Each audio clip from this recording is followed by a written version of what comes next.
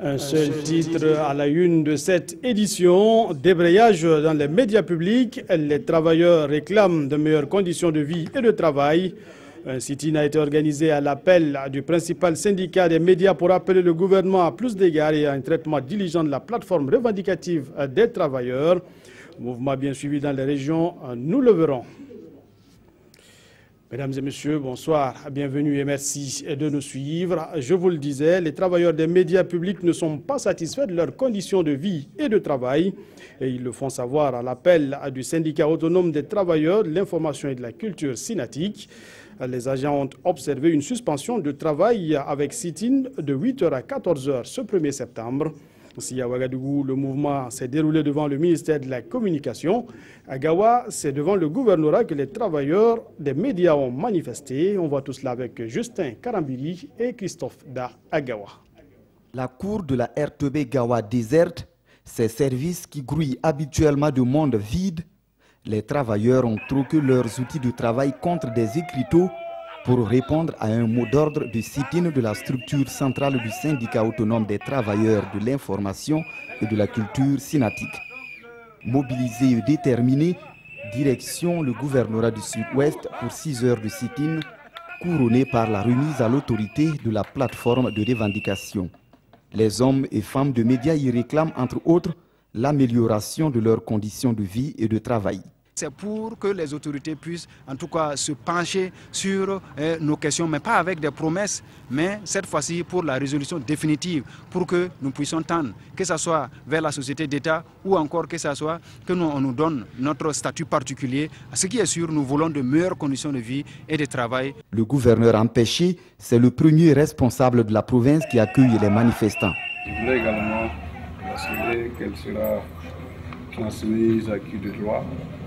Et certainement pour des solutions idoines et diligentes.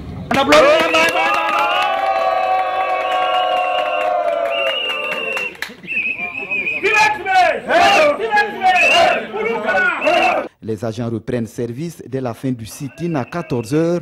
Ils assurent toutefois qu'ils restent à l'écoute de leur syndicat pour d'éventuelles actions en cas de non-satisfaction de leur plateforme revendicative. Le SYNATIC prévoit d'ailleurs une grève de 24 heures le 7 septembre prochain. Et le département de la justice lui joue la carte de la sensibilisation des partis et politiques quant à leur rôle dans la promotion d'une citoyenneté responsable. À Dédougou, les acteurs politiques ont été briefés sur les implications de cette notion pour la démocratie. La rencontre de Dédougou est la première d'une série qui va concerner aussi les régions du Sahel, du centre-sud et du sud-ouest. Assami Kabore et Aïcha Dianda. Le rôle des partis politiques et des leaders d'opinion dans l'éducation citoyenne des populations, c'est le thème de cet atelier initié par le ministère de la Justice à Dédougou. Au cours de cette session, plusieurs thématiques seront développées au profit des partis politiques et des leaders d'opinion de la région de la boucle du Mouhoun. Pour ce qui concerne la première thématique, qui en réalité va constituer la substance de cette activité, le civisme, c'est le respect par les citoyens des textes en vigueur, parce que nous sommes dans le cadre d'un contrat social. Alors il y a des textes qui régissent la vie en communauté.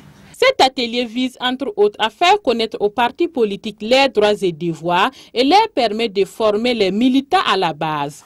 Alors les attentes, c'est qu'à l'issue de cet atelier, nous puissions ensemble prendre la juste mesure des enjeux et des défis liés à la promotion du civisme et de la citoyenneté responsable. Et surtout que les acteurs politiques prennent conscience de la responsabilité qui est la leur dans l'éducation citoyenne des populations afin d'éviter à notre pays de tomber sous le spectre de la violence et de l'intolérance. Cette session de sensibilisation au profit des partis politiques et des leaders d'opinion va concerner les régions de la boucle du Mouhoun, du Sahel, du centre-sud et du sud-ouest. Au fonds d'appui pour l'emploi à la promotion de l'emploi, FAPE, l'on veut se concentrer désormais sur une gestion axée sur les résultats. Cela va permettre au fonds d'être plus efficace dans ses interventions, mais pour ce faire, une mise à niveau des agents s'impose. Une session de formation réunie à Zignaré des acteurs venus de toutes les antennes régionales du FAPE, Césaire Carrefour et Nathalie Sawadogo. Les cadres du FAPE, le Fonds d'appui à la promotion de l'emploi, à l'école de la gestion axée sur les résultats. L'objectif visé est de renforcer leurs capacités afin de contribuer à la création de l'emploi et lutter contre le chômage. C'est un instrument très important pour la création des emplois au Burkina Faso. Donc il s'agit d'accroître ses capacités pour que ce dispositif de financement-là puisse être véritablement performant et pouvoir atteindre ses missions et ses objectifs. Cette session de formation s'inscrit dans le cadre de la mise en œuvre des activités du Fonds d'appui à la promotion de l'emploi.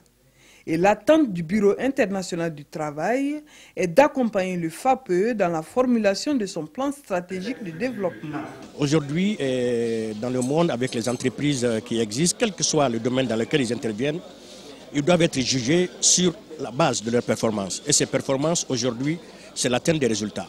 Et ces résultats, on ne peut pas les atteindre lorsqu'on ne dispose pas d'outils pertinents, n'est-ce pas, pour permettre de mesurer les résultats réalisés. Et aujourd'hui, cet outil qui est utilisé à travers le monde, c'est la gestion axée sur les résultats, qui permet à travers une chaîne de résultats, n'est-ce pas, de pouvoir définir quels sont les objectifs à court, à moyen et à long terme que la structure s'est assignée et quels ont été les résultats qui ont été atteints à travers, bien évidemment, des indicateurs et des cibles qui sont précisés. Le FAPE a été créé en 2008 pour lutter contre le chômage et la pauvreté. Elle est représentée dans les 13 régions du Burkina Faso. Parlons environnement pour terminer. Le barrage de Yacouta dans le Sahel, comme de nombreux autres points d'eau au Burkina, est menacé d'ensablement et il faut vite agir pour éviter de mettre en péril la vie de milliers de personnes et d'animaux qui vivent autour de ce barrage. L'agence de l'eau du Liptako, chargée de sa gestion, a décidé de la mise en terre de quelques 7000 plants pour consolider les berges de ce cours d'eau. Yacouba Ouedraogo et Bernard Diasso. En vue de lutter contre l'ensablement du barrage et aussi contribuer à la régénération du couvert végétal, 7000 plants ont été mis en terre autour des berges du barrage de Yacouta. C'est un barrage qui a environ 26,5 millions de mètres cubes, avec une superficie de près de 16 000 hectares et qui renferme 11 villages autour. 11 villages autour, et c'est ce barrage-là qui alimente Dori. Nous avons en majorité mis en terre des arbres épineux qui s'adaptent au Sahel, notamment des acacias nilotica, des Federbia albida. Il y a quelques pieds de baobab que nous avons mis, également des acacias radiana. Ce reboisement a été le lieu de demander aux populations de la commune de Dori à plus de responsabilités et à une prise de conscience des enjeux sur la dégradation des ressources naturelles. Nous allons sensibiliser les populations pour qu'elles entretiennent ces arbres qui ont été mis sous terre, pour que ces arbres servent réellement dans le futur. Celui qui a vécu sans planter un arbre n'a pas vécu. Donc celui qui a planté un arbre n'a pas vécu inutilement.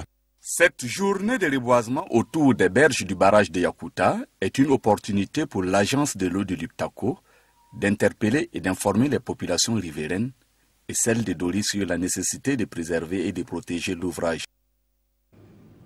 Voilà, ainsi s'achève cette session d'information. Mesdames, Messieurs, l'information revient à 20h, mais ne bougez pas, je reviens tout à l'heure pour le compte-rendu du Conseil des ministres.